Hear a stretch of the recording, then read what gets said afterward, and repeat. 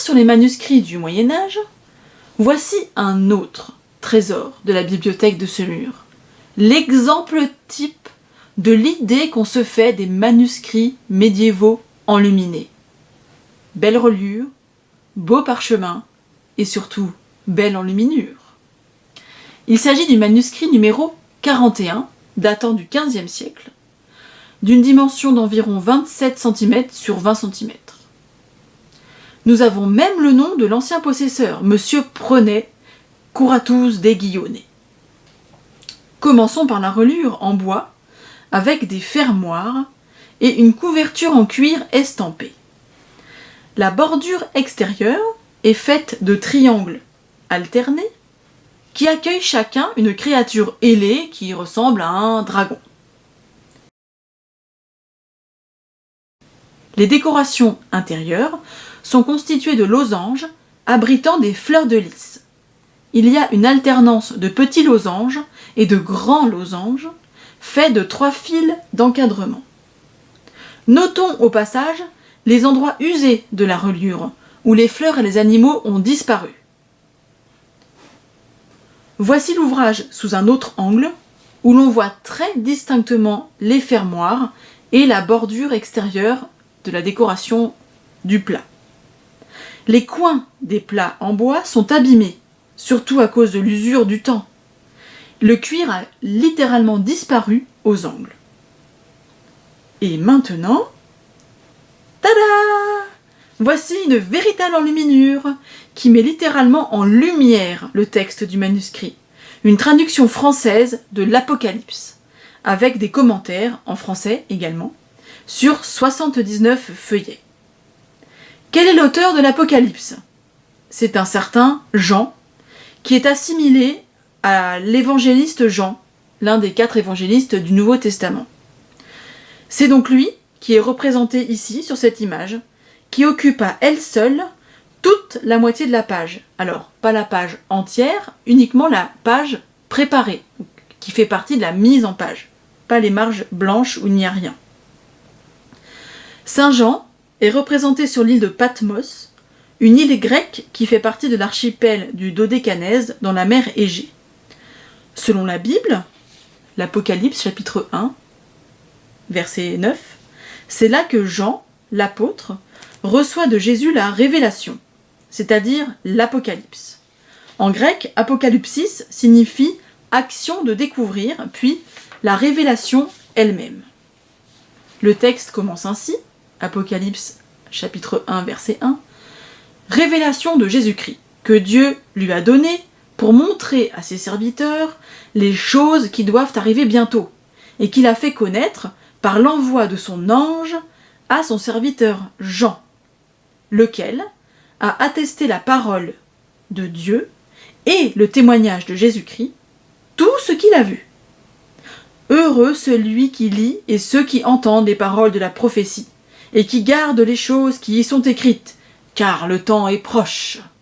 Cette image est située dans la partie haute de la page préparée et dépasse du cadre prévu en raison de la forme d'arc en anse de panier très large. C'est comme ça qu'on appelle ce motif d'une ligne qui n'est pas du tout en demi-cercle, et encadré par de la feuille d'or. La scène sort donc littéralement du cadre imposé, comme si nous étions invités, nous lecteurs, à rejoindre Jean au moment de la révélation. L'île de Patmos est représentée comme un bout de terre au milieu, de l'eau avec une belle ouverture vers l'horizon à l'arrière-plan. À gauche, en haut, un ange est en train de transmettre la révélation à Jean, donc au chapitre 1, verset 9. « Moi, Jean, votre frère, et qui ai part avec vous à la tribulation et au royaume et à la persévérance en Jésus, j'étais dans l'île appelée Patmos à cause de la parole de Dieu et du témoignage de Jésus.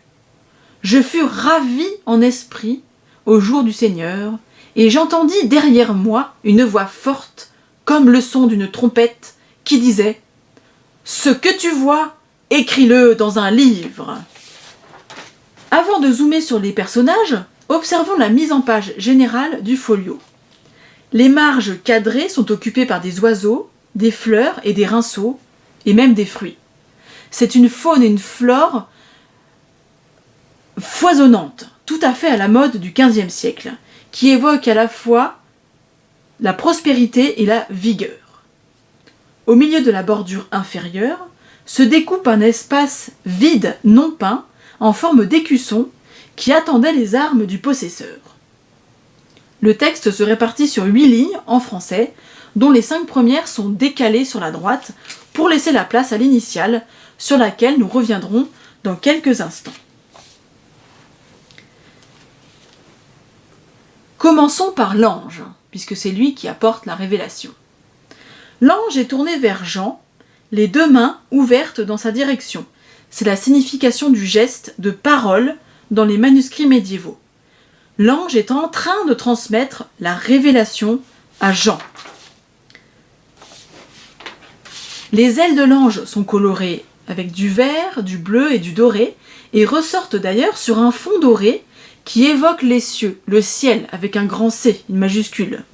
Et cette couleur dorée se reflète dans quelques plis de la tunique de l'ange, en écho à la courbure de l'arc en anse de panier qui encadre l'image. Le traitement des plis des vêtements est typique du XVe siècle. Ils sont cassés comme si le tissu était très épais. Profitons-en pour observer la façon de représenter le ciel lui-même, avec toutes sortes de nuances de bleu et de blanc. Il n'est pas traité comme un aplat de couleurs, mais avec profondeur et clarté. On voit même une montagne couverte de neige émerger au fond.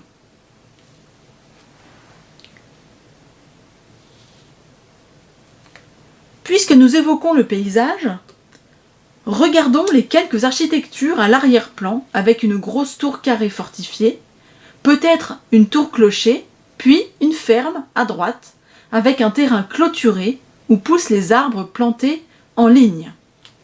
Les nombreux arbres couleur vert printemps habillent une bonne partie du paysage.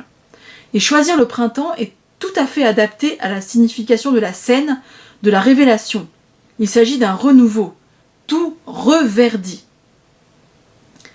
Revenons sur le personnage principal de cette scène, Jean. Jean a les yeux ouverts et lève la tête vers le ciel, vers l'ange.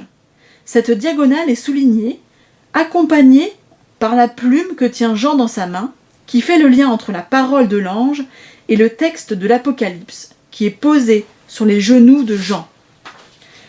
C'est un rouleau qui est posé sur son genou droit, ce qu'on appelle un volumen.